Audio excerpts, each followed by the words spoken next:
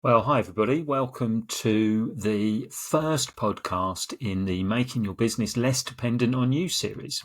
This series is sponsored by A4G Chartered Accountants and Durban Offshoring. So, making your business less dependent on you. This has always been a passion of mine. Some of you might know this story if you know me. I was in my third year running the accountancy practice in a little office in a village near Dartford. And things were going pretty well. You know, we'd sort of had a couple of years of growth. The numbers were pretty good. There were new clients coming in. And I was also brought in some quite good people that were working within the business. But stupid little things kept going wrong.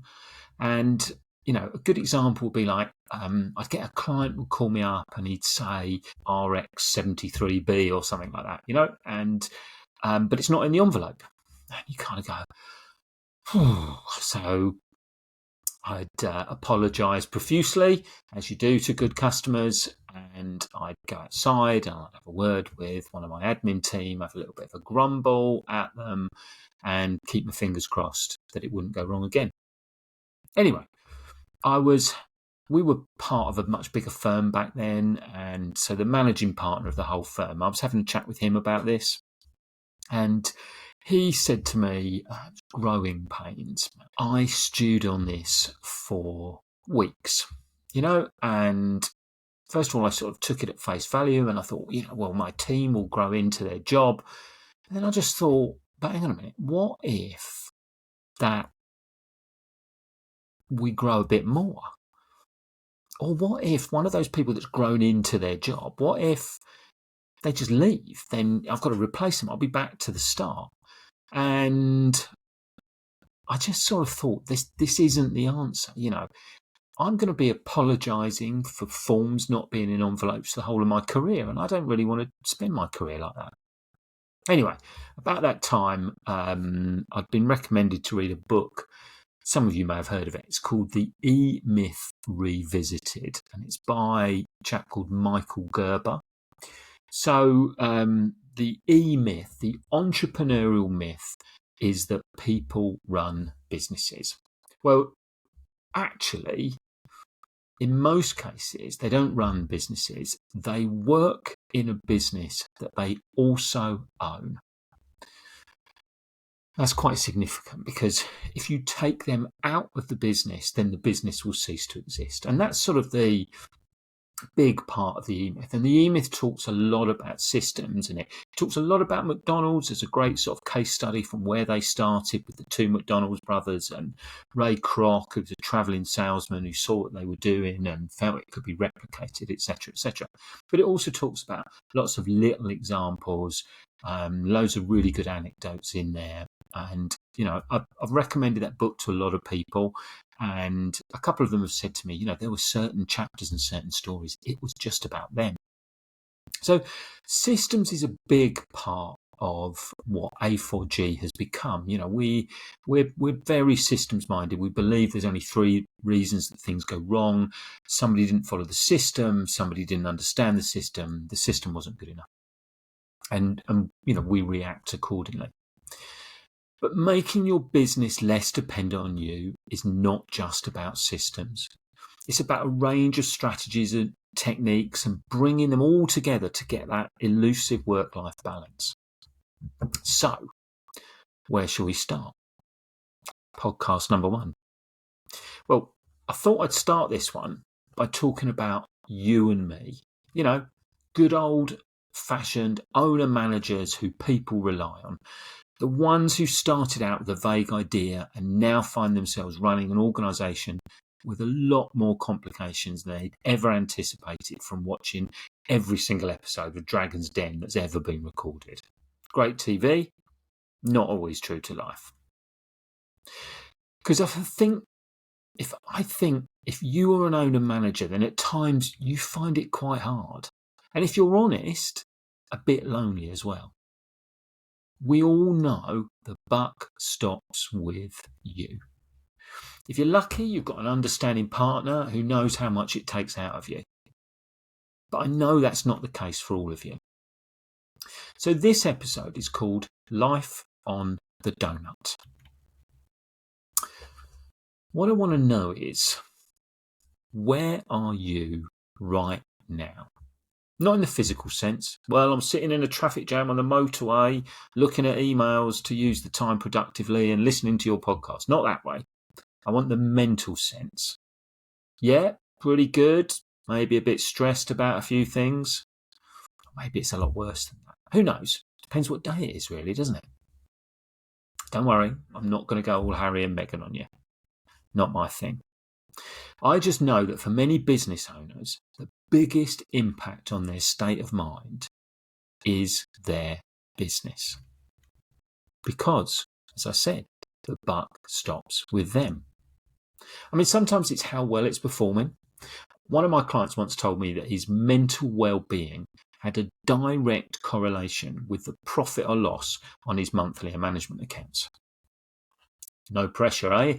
When it comes to the bookkeeper, big responsibility. Other times, it's not about the numbers or the money. It's simply about the level of stress that the business is causing you. I've got a client who once said to me, life's not much fun at the moment, Malcolm. I'm sure we've all been there. But this was whilst we were in a meeting discussing the most profitable year that they had ever had. And I got it. It wasn't much fun. Business was taking up everything. It was burning them out. They had no energy at the end of the day. They just flopped down on the sofa in front of the TV. There was no social life. It wasn't much fun. Loads of money in the bank, but not much fun. So what I want you to do is to visualize a round donut. Not the ones with the jam in, the ones with the hole in the middle. You can close your eyes if you want, but preferably not if you're on the motorway, all right? Anyway, let's just picture that donut. That hole in the middle, that's when you're relaxing. You know, reading a book, sleeping, watching TV, etc. Whatever your way of relaxing is. Inactive, sitting on a sun lounger, whatever. The bit outside the donut is when you're out of control. Now, it could be in a good way, like a really intense sports match, you know, maybe playing it, or maybe just, for some of us, just supporting. Or maybe it's bouncing up and down at a Kasabian gig. Well, that could be just me, of course, but anyway. You could also be out of control in a bad way. That will be when your emotions have overtaken the logical part of your brain and you're upset, angry, or maybe worse.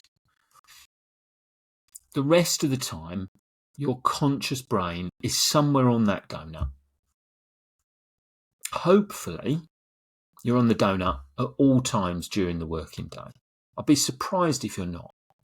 I mean, you'd be very rarely inside the donut, even at your lunch times, because I know that from the minute you start work, maybe even the minute you wake up, you are not relaxing. That's not you, is it? I mean, that might not be the case for all of your staff. One of my funniest stories, in our accountancy practice, we once had a young lad here on work experience who fell asleep in the toilets for several hours. We didn't know where he was, so we called his college and home, alerted them to this missing teenager. And then he just strolled back into the office 3 hours later as if nothing had happened. So our receptionist sent him home. And he never came back, obviously. Anyway, the humorous PS to this story is that when I used the cubicle the following day, there was a cartoon on the back of the door with someone asleep with their head propped up against a toilet roll. And underneath, it said, warning, this cubicle may cause drowsiness. Anyway, I think it's pretty rare that staff fall asleep at work, but they can be a little bit too relaxed, you know. I'm sure we've all had those plodders who slow down to the pace of a funeral march given the chance. Fortunately, at our business, we've got some really good team leaders, so, you know, if somebody is plodding a bit, they can G things up a little bit if required. But this can happen if you're overstaffed and you don't allocate time for projects. One of my clients, the first time we ever got them accurate management accounts, was really worried about the fact they made a loss in January. And we spent quite a bit of time discussing it. And we came to the conclusion they made a loss every January. They just never known that was the case. So basically, they changed things around a little bit. They made sure that they took some of the people that were normally involved in the maintenance contracts, going out, visiting customers. They took them off the front line, off the work. They got them doing jobs back at the warehouse and in the office. They even required people to take at least a week's holiday in January or February each year, because that's when they knew they were quiet. And then it just kept everybody else working at the same pace. The flip side of that, of course, in any business, you've probably had staff who've had the occasional meltdown, where they're outside that donut feeling overwhelmed about a particular problem or a workload. Again, it's really important that you've got good team leaders in the organisation to step in and help. I think the best time when you could see that contrast in action was during COVID, really, because some of us in lines of work where people required us more, we were absolutely flat out every single day. We were, sometimes outside the donut dealing with all sorts of problems that were coming our way on behalf of clients. And then, of course, it felt like the rest of the world was doing virtually nothing. My office looks down the road, and I could just see a constant stream of people out for a walk, getting a suntan, run, bike, walking the dog, everything. It felt like I was the only one at work at times. But I know that was the same for some of you as well, or, may have been the other way. Who knows? Anyway, let's just get back to the donut. Forget what's inside, forget what's outside. Let's just talk about being on the donut. So where's the ideal place to be? Do you want to be near the middle, towards that relaxed section, nice and relaxed, sailing around the office, chirpy conversations, uplifting the team, whilst you ponder what on earth you're going to do when you finally make it to your desk? I doubt many of you are in that position. It's not really you, is it? Not if you're the person who set this business up in the first place. Not if you worked 15-hour days to get it all to where it is now. Not if your name is still over the door. So you're on the donut. And more likely than not, you're nearer the outside edge than the inside edge. You're maybe only a step or two away from being outside the donut, out of control, in crisis mode. Here's the paradox. Here's the reason why you're not doing something about this. Because when you're on that edge, outside edge, that is probably where your business is at its most profitable. Everyone's running at full pelt, productivity is high, you're making lots of money. Remember my client, life's not much fun at the moment. The problem is, it's also where your organisation is most likely to make a mistake. Perhaps one that costs you a lot of money, maybe even worse. In my early days, I had a client whose printing company was growing at an extraordinary rate. And this was back in the days when printers were using Apple Macs, and these things were really expensive. In fact, the second-hand market for Apple Macs was actually more than buying one first-hand, believe it or not. Anyway, one day they had a burglary and all their machines were taken. So they contacted the insurance company, and the guy came round and he said, "Where's your Red Care alarm system?"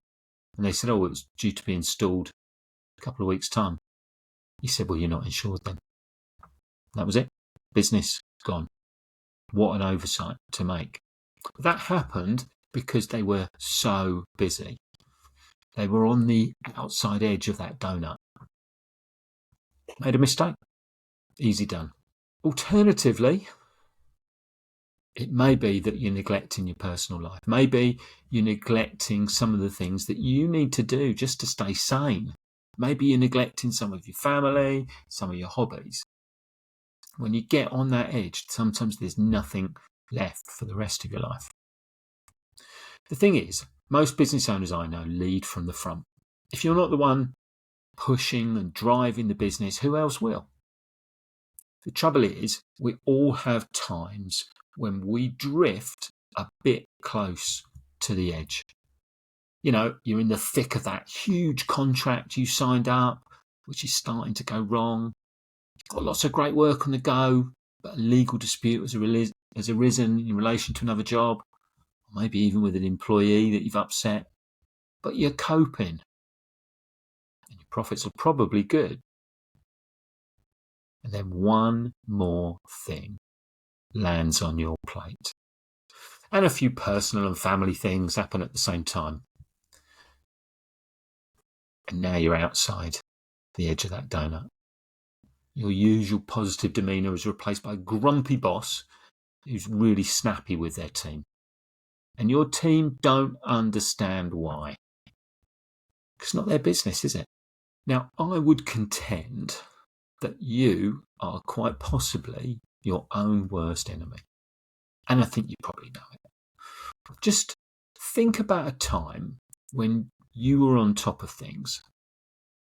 What did you get drawn to do? Was it one of those important but not urgent tasks that will make the business less dependent on you? Or were you drawn to a new project, another business deal, more aggressive marketing, something different, something that stops you being bored? Sometimes it's a fine line, isn't it, between stress and boredom. Sometimes you get pulled the wrong way. Yeah, that's not to say that doing all those latter things is wrong. They're going to keep the business growing after all. It all depends on where you are and where you want to be. It depends how old you are. It depends on how much you value your hobbies. It depends how much money you've got. Let's face it. But I just want you to do something for me, because the next time you're on top of things, and I hope that there will be a time that you're on top of things, because otherwise you need to make some changes now. Otherwise you're in danger of being that business that forgot to get the alarm system sorted for the insurance. So when you are in that little bit of moment when you're on top of things, before you decide to make yourself busy, just think about the next hour. Think about that next hour in terms of the return you will get on it. Now, when we talk about return, I'm not just talking about money, but it could be money. If that's what you need, if you need more money, more profit, then that's probably how you need to think of return. Alternatively, it could be the quality of life. Maybe you just need to start to associate some of those important but not urgent tasks to positive outcomes. Create a little bit of urgency on things that are not normally urgent. If I don't get this done, I won't be able to have a holiday next year, that kind of thing. Because that might change your decision on what you're going to do next. If you're feeling close to the edge of your own particular donut, it's important to rationalise it and think why it might be. There's a few reasons, right? First of all, it might just be temporary. We all have those manic days that fly by dealing with one big problem or lots of little ones. I mean, to be honest, they're quite fun, aren't they? Right? But if there are too many of them, that can lead to burnout, and it leads to mistakes, and life's not much fun at the moment, is it? It may be you've just got too many responsibilities. I mean, if that's the case, you need some solutions, and that's one of the aims of this series of podcasts. We're going to come up with solutions for you if that's the problem. There's always a solution in the long run, but it needs to be the right one. So, what are the solutions now? I mean, delegate away things which aren't as important as you thought they were, or maybe as urgent. Maybe you can just push a few things back. Maybe you're not as close to the edge as you think you are, but you're just beating yourself up over not being able to do everything. I think that's what we do, particularly in the first half of our careers, before we realise that we're not able to do absolutely everything. This sometimes gets referred to as imposter syndrome. I think we all suffered from that in the early part of our careers. I always think around 30 is kind of a classic time for imposter syndrome to hit. You've actually, you might have done pretty well to get to that stage where you are, but there's still an awful lot to learn, and you beat yourself up over the fact that you don't know it yet. But, you're still in the first quarter of your career, really. Imposter syndrome is caused because the emotional side of your brain, which is actually the back bit, is drowning out the logical side, which is the front bit. This is explained really well in an excellent book by a guy called Dr. Steve Peters. It's called The Chimp Paradox. Steve Peters has famously worked with the British cycling team, Ronnie O'Sullivan. He worked with Liverpool Football Club for a while, all sorts of people. An incredibly clever guy. Explains this particular issue in terms that we can all understand.